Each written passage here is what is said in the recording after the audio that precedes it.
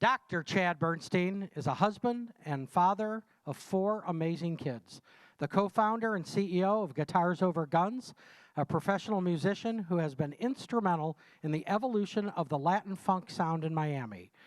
Though the it's the universal language of music. Chad galvanized the artist community to use music as a bridge to reach and empower our most vulnerable youth. A proud member of New Trier class of 2002, Chad's student life was mostly spent on the 3rd floor of the music wing, participating in jazz band, symphonic band, orchestra, jazz improv, pep band, lagniappe, trombone, and piano lessons. Look him up, his list goes on and on. You should go check out Guitars Over Guns, but right now we're going to check out Dr. Chad Bernstein. Chad, come on up here.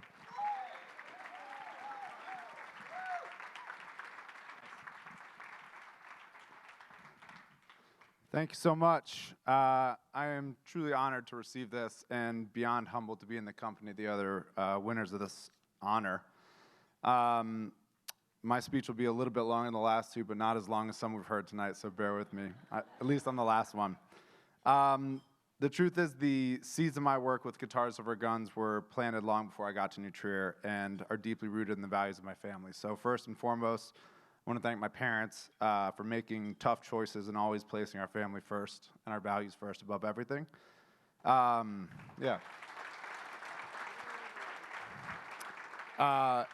a kid, the exposure to try so many things, to the support and encouragement to live in pursuit of passion, and your commitment to provide a life of opportunities that would foster that spirit are the reasons I'm standing here today. As a parent that now wishes nothing more than to make that same commitment to my own 4 kids, it feels important for me to let you know that I now recognize how challenging that is and how challenging kids can make that to navigate those major life decisions. So thanks for always keeping our family as the North Star. And speaking of which, thanks to my family and friends and colleagues for being here as well. Thanks to Liz and the foundation and the board, as well as every administrator and staff and social worker and contributor, and most importantly, teacher that works tirelessly to pour into the experiences that students have at New Trier. I visited the school today and was absolutely blown away by what I saw. The new wing looks like a college campus, and not 20 feet away from that, I stood in the old wing where a wave of nostalgia almost brought me to tears as I stood in the spot where I first heard the towers came down on 9/11. That was my senior year.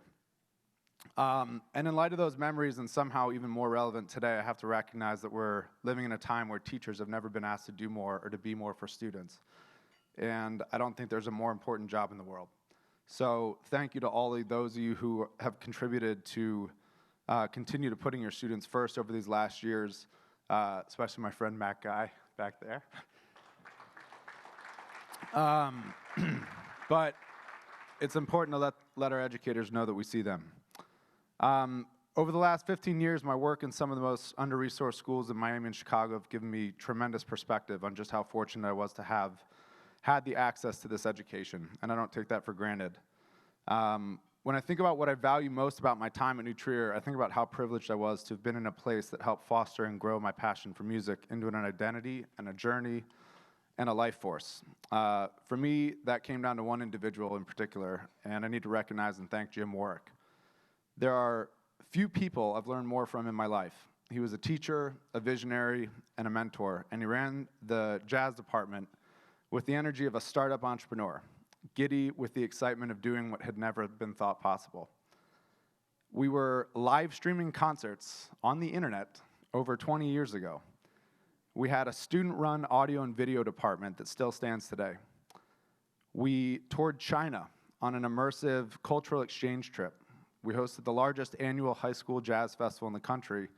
And I say we because there was a student in every staff position required to pull it off.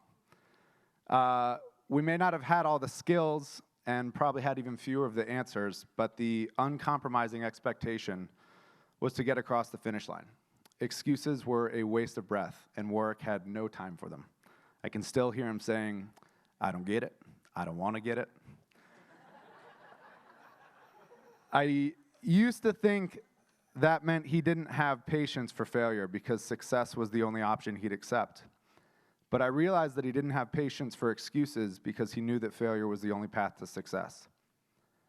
And that has been one of the most valuable lessons in my life. Mr. Warwick rewarded character as much as he celebrated talent and provided countless opportunities for growth. I knew I was a talented trombone player in high school, but he saw more in me than I saw in myself and taught me the very hard way that no matter how talented I may be, the mark of my success in his program and beyond would lie in my ability to elevate those around me. Mr. Warwick created great musicians, but he created even better leaders and innovators. Similarly, at Guitars Over Guns, our work is all about honoring and challenging young people in a way that allows them to discover that they have the answers.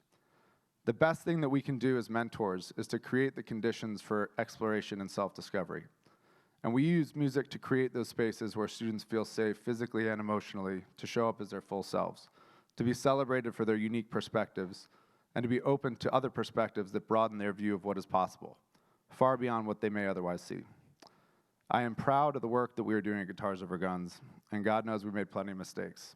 But the more we fail, the more we succeed. And I'm thankful for moments like this to reflect on that. So in that spirit, I'll share one thing that I think is so relevant to philanthropy and what we're all here for today. What I've learned is that being a part of the solution doesn't mean having the answer. It means showing up with the resources you bring to the table and making sure that the table's set and welcoming of those at the center of the issue.